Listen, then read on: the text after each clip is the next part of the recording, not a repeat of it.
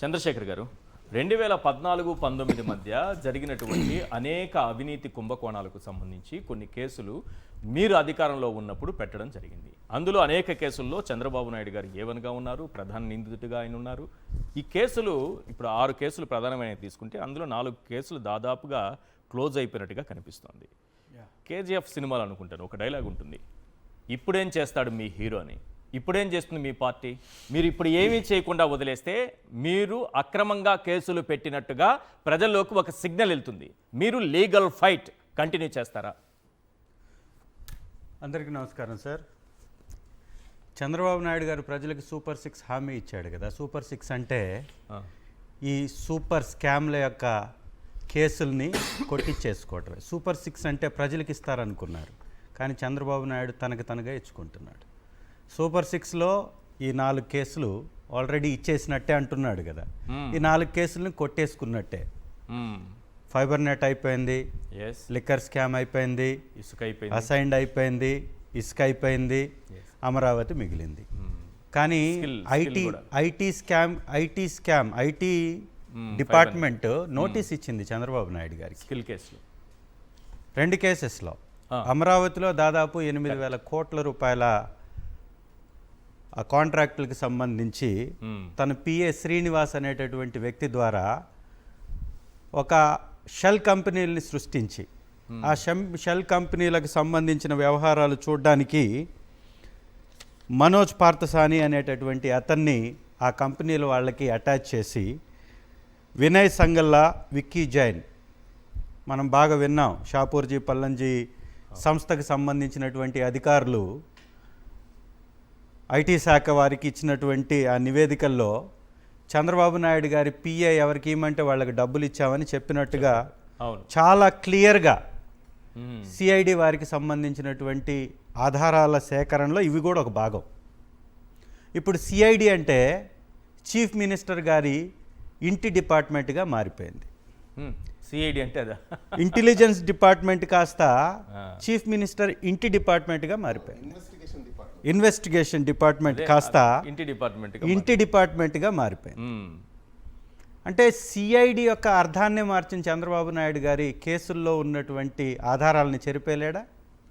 మీరే చెప్పారు, వాళ్ళ కేసుల్లో ఆయనకి బెయిల్ వచ్చిన సందర్భంగా ఆయన ప్రతిపక్షంలో ఉన్నాడు, ఈ కేసుల్లో ఏ విధంగా ఇన్ఫ్లుయెన్స్ చేయలేరు, ఆ డిపార్ట్మెంట్లో ఉన్నటువంటి వారిని ఏ విధంగా కూడా ఆయన ఇన్ఫ్లుయెన్స్ చేయలేడు, కేసులకు వచ్చినటువంటి నష్టం లేదు కాబట్టి ఆయన కేవలం ఒక ప్రతిపక్ష నాయకుడు కాబట్టే ఆ బెయిల్ ఉంచారు, బెయిల్ ఇచ్చారు.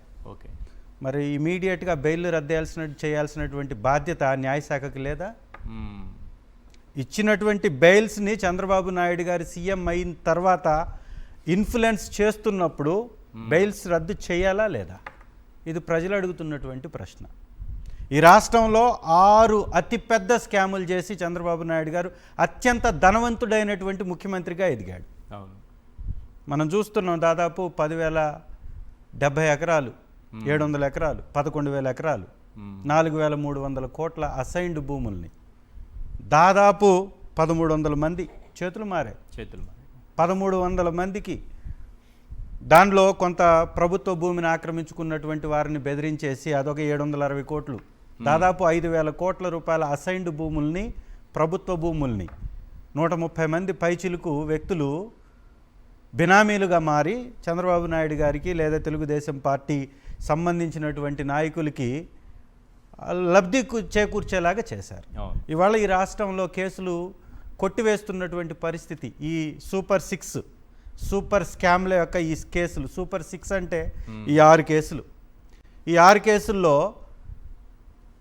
ముద్దాయి ఆయనే, దర్యాప్తు అధికారి ఆయనే, శాసనాలు చేసేటటువంటి అధికారి చంద్రబాబు నాయుడే, తీర్పులు ఇచ్చేటటువంటి అధికారి కూడా చంద్రబాబు నాయుడు గారే. అన్నీ తనకు తానుగా అధికారాన్ని అడ్డం పెట్టుకొని అధికార దుర్వినియోగానికి పాల్పడుతూ ఈ కేసులు తీసేపించుకుంటున్నాడు. ఇది స్పష్టంగా ప్రజలందరూ అనుకుంటున్నటువంటి మాట. మరి బెయిల్ ఎందుకు నిజంగా ఆయన మీరు ఎందుకు ఆ ఫైట్ చేయట్లేదు? ఖచ్చితంగా చేస్తాం. మరొక మాట కూడా చెప్తున్నాం, వైఎస్ఆర్ కాంగ్రెస్ పార్టీ మళ్ళీ అధికారంలోకి వచ్చిన తర్వాత ఖచ్చితంగా ఈ కేసులన్నీ మళ్ళీ రీఓపెన్ అవుతాయి, సందేహమే లేదు. కేసులన్నీ మళ్ళీ ఖచ్చితంగా రీఓపెన్ అవుతాయి. ఖచ్చితంగా అసైన్డ్ భూములు ఎవరి సొత్తు అండి? ఎవరి సొత్తు? కడు పేదలకు ఇచ్చేటటువంటి భూమి, కడుపుకి పట్టెడన్నం తినడానికి పండించుకోమని ఇచ్చేటటువంటి భూమి. ఆ భూమి పేదలకు కాకుండా పెత్తందారులు కొట్టివేసి దానికి వచ్చేటటువంటి ఆ యొక్క ప్యాకేజీని కొట్టేయడానికి, ఓకే, అమరావతిలో ఇచ్చేటటువంటి ప్యాకేజీని కాజేయడానికే కదా ఈ భూములన్నీ వాళ్ళు కొన్నది. కొనడానికి వాళ్ళు చూపించింది ఏంటి? ప్రభుత్వం డబ్బు ఇవ్వదు, మీ భూములు కానీ మీరు అమ్ముకోకపోతే లేదా మాకు ఇచ్చేయకపోతే ఓకే మీకు డబ్బు ఇవ్వదు, ఉచితంగా మీ భూములు కోల్పోతారు అని భయపెట్టే కదా తీసుకున్నారు. ప్రభుత్వ భూముల్ని సాగు చేసుకునేటటువంటి రైతుల దగ్గర నుంచి కూడా గుంజేసుకున్నారు. ప్రివిలేజ్ ఫీజ్ లిక్కర్కి సంబంధించింది. ఆధారాలు లేవని చెప్పడానికి ఏమన్నా అర్థం ఉందా? బుద్ధి ఉందా కొంచెం అన్నా? ప్రివిలేజ్ ఫీజ్ తీసేయాలి అంటే అది ప్రజలకు ఏమన్నా మంచి చేసేటటువంటి స్కీమా? మందు మీద ప్రివిలేజ్ ఫీజ్, లిక్కర్ మీద ప్రివిలేజ్ ఫీజ్. ఎందుకు పెడతాం ప్రివిలేజ్ ఫీజ్? వాళ్ళు సంపాదిస్తారు కాబట్టి లిక్కర్ వ్యాపారం చేసి ప్రివిలేజ్ ఫీజ్ గవర్నమెంట్కి కట్టాలి. ఆ ఫీజు ద్వారా వచ్చేటటువంటి డబ్బుని పేదలకు ఉపయోగించాలి. ఫీజు తీసేసే అధికారం నీకెవరిచ్చారు? చీకటి జీవోలు ఇచ్చేసి జీవో నంబర్లు 216. ఆ యజమానులు, ఈ మందు షాపులు నడిపే వాళ్ళు యజమానులు అందరూ చంద్రబాబు నాయుడు గారిని కలిసి ప్రివిలేజ్ ఫీజు తీసేయండి అని ఒక వినతి పత్రం ఇచ్చారు. అయితే తమాషా ఏంటంటే జీవో వస్తుంది కదా దానికి సంబంధించి, వాళ్ళు వినతి పత్రం ఇచ్చిన దానికంటే ముందు రోజుతో వచ్చింది జీవో. కరెక్ట్. ఇది ప్రజలు అర్థం చేసుకోవాలి. ఎంత పెద్ద స్కామ్ అది, ఎంత పెద్ద స్కామ్ అంటే వాళ్ళతో ఆల్రెడీ మాట్లాడేసుకొని, వాళ్ళతో లోపాయకారి ఒప్పందాలు చేసుకొని, వాళ్ళ ద్వారా డబ్బుని వెనకేసుకోవచ్చు అనేటటువంటి స్కామ్కి తెరలేపి ఫీజు లేపేసి. నేనేమడుగుతున్నానంటే చంద్రబాబు నాయుడు గారికి పడుతుంది మీరే కదా, ఇప్పుడు మీ పార్టీనే కదా, మీ పార్టీ నాయకులు కదా. ఏంటంటే ఇప్పుడు మద్యం స్కామ్ మీ పార్టీ నాయకులు ఇబ్బంది పడుతున్నారు, మీ పార్టీ పైన ఎక్కువ కేసులు వస్తున్నాయి. మీ పార్టీ అంటే మీరు అధికారంలో ఉన్నప్పుడే మద్యం కుంభకోణాలు జరిగాయని ఇప్పుడు కేసులు పెడుతున్నారు సార్. మద్యం కుంభకోణాలకు కారణమైందే చంద్రబాబు నాయుడు గారు. 2014-19లో మేము ఉన్నాం అధికారంలో. ఫీజు తీసేసింది ఎవరు? 4,300 పైచీలకు మద్యం షాపులకి, బార్ లైసెన్సులకి అడ్డగోలుగా క్యాబినెట్లో కూడా నిర్ణయాలు జరగకుండా ఈ స్కాములకి తెరలేపింది ఎవరు? చంద్రబాబు నాయుడు గారు కాదా? మేము అందుకే అడుగుతుంది. ఇప్పుడు 1,000,000 మంది 1,000,000 సంతకాలు సేకరించి 1,000,000 మంది గళం ఇప్పుతుంటే ప్రైవేట్ చేస్తున్నటువంటి ఆ యొక్క మెడికల్ కాలేజీని ఆపనటువంటి చంద్రబాబు నాయుడు గారు 10 మంది వచ్చేసి ఒక పేపర్ ఇస్తే జీవోలు ఎందుకు ఇచ్చాడు? అవును. ఫీజు ఎందుకు తీసేశాడు? కోట్ల రూపాయల ఆదాయం వచ్చేటటువంటి ప్రభుత్వ ఆదాయానికి గండి కొట్టే అధికారం మీకెవరిచ్చారు? ఆర్థిక శాఖ నుంచి అనుమతులు ఉన్నాయా? క్యాబినెట్ అనుమతి ఉందా? ఏమీ లేకుండా ఎందుకు ఇచ్చారు? డబ్బు లాక్కోవడానికే కదా, డబ్బు కొట్టేయడానికే కదా. సో ఆధారం లేనిది ఎక్కడ, ఏ స్కీమ్లో లేదు. ఇన్నర్ రింగ్ రోడ్ యొక్క అలైన్మెంట్ మార్చడం వలన 3 కిలోమీటర్లు దూరం పెంచడం వలన చంద్రబాబు నాయుడు గారికి సంబంధించినటువంటి హెరిటేజ్ భూములు, లింగమనేని రమేష్ గారికి సంబంధించినటువంటి భూములు, అలాగే నారాయణ గారికి సంబంధించినటువంటి భూములకి దగ్గరికి వెళ్ళింది. వాటి వాల్యూస్ పెరిగింది. ఆధారం లేకపోవడం ఏంటి? స్పష్టమైన ఆధారాలతో ఫైబర్ నెట్కి సంబంధించిన దానిలో దొరికిపోయారు. ఐటీ శాఖ నోటీసులు ఇచ్చింది. ఐటీ శాఖ మాదా? వైఎస్ఆర్ కాంగ్రెస్ పార్టీ ప్రభుత్వం మీద పనిచేస్తుంది ఐటీ శాఖ, సెంట్రల్ గవర్నమెంట్ది. ఐటీ శాఖ నోటీసులు ఇస్తే షాపూర్జీ, పల్లంజీ అధికారులు ఎందుకు చెప్పారండి? దీనిలో చేతులు మారాయి, పిఏ చంద్రబాబు నాయుడు గారి పిఏ ఇవ్వమన్నటువంటి వాళ్ళకి మేము డబ్బు ఇచ్చానని ఎందుకు చెప్పారు? అంటే ఇది ఒక ఆధారం కాదా? ఈ ట్రెండ్ ఎక్కడి వరకు వెళ్తుంది? రేపు అవినీతి పొలిటీషియన్ అందరికీ ఒక రోల్ మోడల్ అయిపోతారు కదా. ఇంకొకటి, ఇలా మనం కేసులు కొట్టించేసుకోవచ్చు. ఎవడైనా అవినీతి చేసుకుంటాడు. మీరు ఇంకొక చిన్న మాట, మీరు ఇందాక ఇంకొక మాట కూడా మాట్లాడారు. మీ ప్రభుత్వం, మీ పార్టీ ఏం చేస్తుంది అని. ఖచ్చితంగా వీటి మీద పోరాటం చేస్తుంది. ఖచ్చితంగా ఇవాళ చంద్రబాబు నాయుడు గారు కానీ ఏదో మోడీ గారు కూడా ఏదో చెప్పారు, వైఎస్ఆర్ కాంగ్రెస్ పార్టీ సోషల్ మీడియాని ధీటుగా ఎదుర్కోలేకపోతున్నారని ప్రచారం చేసుకుంటున్నారు వీళ్ళు. ఆయన దాకా ఎందుకు వెళ్ళింది? వైఎస్ఆర్సీపీ ఫైట్ చేయబట్టే కదా. వైఎస్ఆర్సీపీ సోషల్ మీడియా ఒకవేళ అది నిజమైతే, మోడీ గారు అన్నది నిజమైతే, వైఎస్ఆర్సీపీ సోషల్ మీడియా ఎంత బలంగా పనిచేస్తుంది. ఈ విధంగా బయట పెట్టబట్టే కదా. నిజానికి మోడీ గారి వరకు వెళ్ళలేదు సార్. ఇక్కడ వీళ్ళు భయపడుతూ రాయించుకున్న వార్త అది. వీళ్ళు ఎంత భయపడ్డారని చెప్పడానికి యాక్చువల్లీ ఒక బీజేపీ సీనియర్ నాయకులతో నేను మాట్లాడినప్పుడు వాళ్ళు చెప్పింది ఏంటంటే, ఆంధ్రప్రదేశ్లో బీజేపీ సొంతంగా ఎదగడానికి ప్రయత్నం చేయట్లేదు.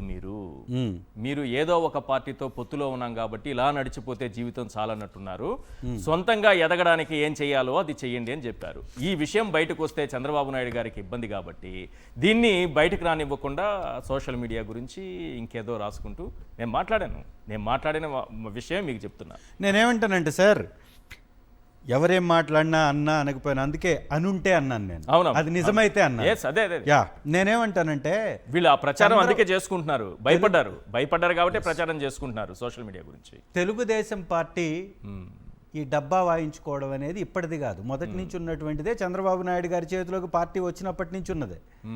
ఈ అసత్యపు ప్రచారాలకి ఈ బ్యాండ్ మేళం వాయించుకునేటటువంటి ఈ బ్యాచ్కి అర్నబ్ గారు మొన్న వాయించినటువంటి బ్యాండ్ మేళం మామూలుగా వాయించలా. మీరు ఆ విషయం చెప్పారు కానీ జాతీయ మీడియా ఇట్లా వేరియేషన్ చూపించి మాత్రం మాట్లాడకండి. చాలా మందికి ఇబ్బందికరంగా మారుతుంది. అర్నబ్ గారు ఆ యొక్క ఆ మీడియా ఛానల్ రిపబ్లిక్ మీడియా దాదాపుగా బీజేపీ పార్టీ యొక్క భావజాలాన్ని సపోర్ట్ చేస్తుంది అనేటటువంటి వాదన కూడా ఉంది.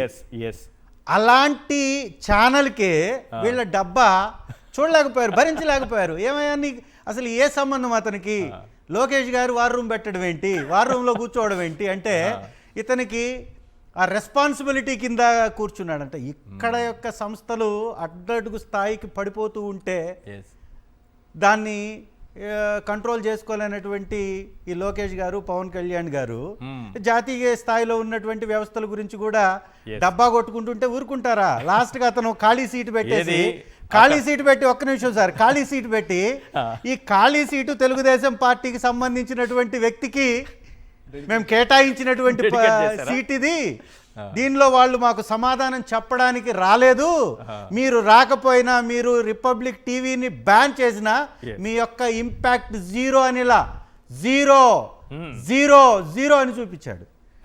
అర్నబ్ గారు నేషనల్ మీడియాలో ఒక ప్రముఖమైనటువంటి వ్యక్తి, తెలుగుదేశం పార్టీ కూటమిలో భాగమైనటువంటి పార్టీ, ఎన్డీఏలో భాగస్వామిగా ఉన్నటువంటి పార్టీ యొక్క ఇంపాక్ట్ జీరో అన్నాడంటే రాష్ట్రంలో ఇంకెన్ని జీరోలు అయ్యారో వీళ్ళు ఒక్కసారి ఆలోచించండి. జాతీయ స్థాయిలో కాదు, రాష్ట్రంలో కూడా స్కీములు. ఈ స్కీములన్నిటిలో స్కాములు, ప్రతి దానిలో కూడా విపరీతమైనటువంటి దోపిడీకి అడ్డంగా నిలబడ్డ పోలీస్ వ్యవస్థ వాళ్ళ అట్టడుగు స్థాయికి పడిపోయింది. నిన్న పిన్నెల్లి గారి విషయంలో కూడా మీరు గమనించుంటారు. సంబంధం లేనటువంటి కేసులో ఎన్నడూ ఆ చనిపోయినటువంటి వ్యక్తుల్ని తను చూడనే లేదంట. వెళ్ళాను, నేను రాత్రికే వెళ్ళిపోయాను. నాకు ఆల్రెడీ ఇంటెలిజెన్స్ వాళ్ళందరూ నాకు కాల్స్ చేశారు. ఎవరు కనీసం సంఘీభావం మాట్లాడడానికి కూడా ఎవరిని రానివ్వలేదు. చిట్ట చివరికి వాళ్ళ ఇంట్లో పని చేసేటటువంటి పని మనిషిని రానివ్వలా. మేము అక్కడే ఉన్నాం, లోపలే ఉన్నాను నేను. లోపల లాస్ట్కి వెళ్ళింది నలుగురు వెళ్ళగలిగాం. నలుగురికి వెళ్ళగలిగితే మేము లోపలే ఉన్నాం. సిఐఎస్ఐ లోపలికి వచ్చేసి నాకు నోటీస్ ఇవ్వడానికి వస్తాడు. ఏది నేను వచ్చేసిన తర్వాత రాకూడదని నోటీస్ ఇస్తాడంట, ఉండకూడదని నోటీస్ ఇస్తాడంట. ఆ కేసులో సార్ అత్యంత దుర్మార్గం. ఇవాళ మాచర్లలో ఎలా ఉంది పరిస్థితి అంటే వన్ సైడ్ అయిపోయింది పార్టీ. జనాలందరూ వైఎస్ఆర్సీపీకి సానుభూతిపరులుగా మారిపోయారు. అంటే ఎంత ఒక పిల్లిని కూడా మనం రూమ్లో వేసి కొడితే పులైపోతుంది అంటారు చూడండి. ఈ రాష్ట్రంలో కాదు పిన్నెల్లి గారి గురించి కాదు నేను అనేది, ఒక్క నిమిషం. ఈ రాష్ట్రంలో ప్రజల్ని వీళ్ళు పెడుతున్నటువంటి ఇబ్బందులకి ప్రజలు పులులై తిరగబడుతున్నారు. పిన్నెల్లి గారి విషయంలో అయితే చాలా చాలా తప్పండి వాళ్ళు చేసింది. సంబంధం లేనటువంటి కేసులో ఇరికిచ్చేసి వారిని వాళ్ళు జైల్లో పెట్టారు.